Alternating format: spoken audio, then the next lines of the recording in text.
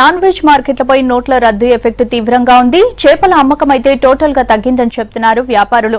మామూలుగా అయితే ఆదివారం రోజు క్వింటాల కొద్దీ చేపలు అమ్ముతామని ఇప్పుడు అసలు గిరాకీ లేదంటున్నారు. చిల్లర కొరతతో బిజినెస్ తగ్గిపోయిందంటున్నారు. కిలో తీసుకెళ్లేది అరకిలోతో సరిపెట్టుకుంటున్నారు జనం.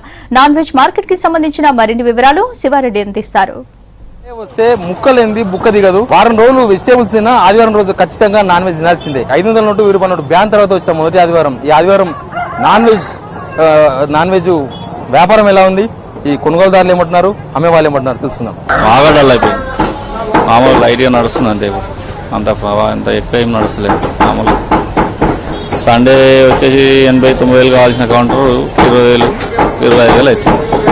అది మామూలుగా మీరు తీసుకోవట్లేదు 500 నోటు 1000 రూపాయలు తీసుకోవట్లేదు అంటే ఇక 300 చికెన్ తీసుకున్న వాళ్ళకు 500 నోటు తీసుకుంటున్నాం. ఇంకా అంతకంటే తక్కువ తీసుకున్న వాళ్ళతో 500 నోటు తీసుకోవట్లేదు. అది ప్రాబ్లం. కొత్త 200 రూపాయల నోటు వచ్చింది కదా, కొత్త 200 రూపాయలు వచ్చింది కానీ 2,000 రూపాయలు అది 500 నోటు రిలీజ్ చేయకుండా అది రిలీజ్ చేసినందుకు దానివల్ల చాలా ఎఫెక్ట్ పడింది ప్రజలలో. प्रॉब्लम हो यार हमारे को बहुत चेंज का बहुत प्रॉब्लम है. क्या परेशानी है, ये बड़ी परेशानी में डाल दिया हमारे को. बिजनेस तो बिल्कुल ही नहीं है. आज रुपए में 1% गिराक नहीं है बिजनेस ये नोटों की तरफ से.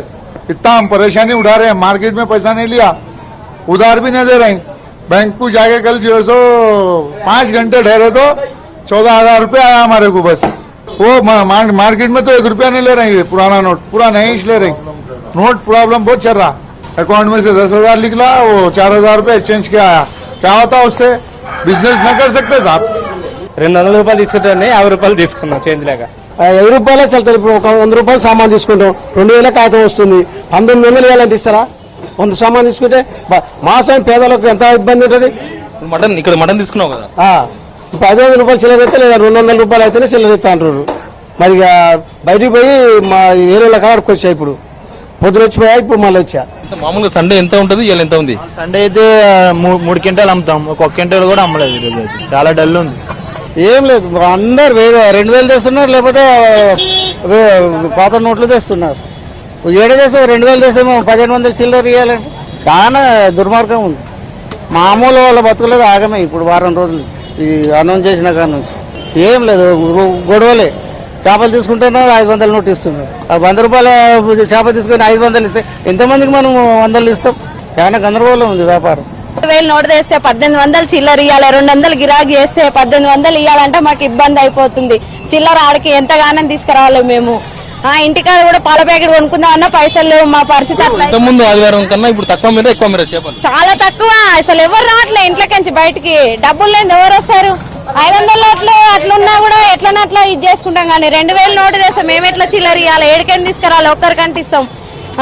జనాలు బయటకు వెళ్తలేరు, అసలు చేంజ్ లేక ఇబ్బంది అయిపోతుంది. 100 రూపాయల నోటు కావాలంటారు, 500 నోటు కాదు ఎవరు తీసుకుంటలేరు. ఏం కావాలనుకున్నా కూడా ఈ 500 తీసుకొచ్చిన ఎవరు ఏమి ఇస్తలేరు. ఉప్పు ఇస్తారా, కారం ఇస్తలేరు. ఇక్కడ చేప తీసుకున్న చేపలు కూడా లేదంటారు. 100 రూపాయల నోటు ఇచ్చినా ఇంటలేరు. దానికి నోటు 100 రూపాయల నోటు ఉంది, 100 రూపాయల నోటు కావాలంటే 2,000 నోటు కూడా ఉంది, ఇక 1,000 రూపాయల నోటు కూడా ఉంది. ఎవరు మాకు చేంజ్ ఇస్తలేరు. ఎక్కడ పోయినా ఇదే పరిస్థితి, ఎటు పోయినా ఇదే పరిస్థితి. ఏం చేయాలి? ఈ సండే నాన్ వెజ్ బందా మరి? అలానే కనిపిస్తుంది కదా, సండే నాన్ వెజ్ బంద్ లాగానే ఉంది. ఇక వీళ్ళు ఏమని ఇస్తలేరు కదా, వీళ్ళు చేంజ్ ఇవ్వమంటే ఎవరు ఏమి ఇస్తలేరు. 20 రూపాయలు కూడా ఇస్తలేరు, 500 ఇస్తలేరు. ఏం చేయాలి?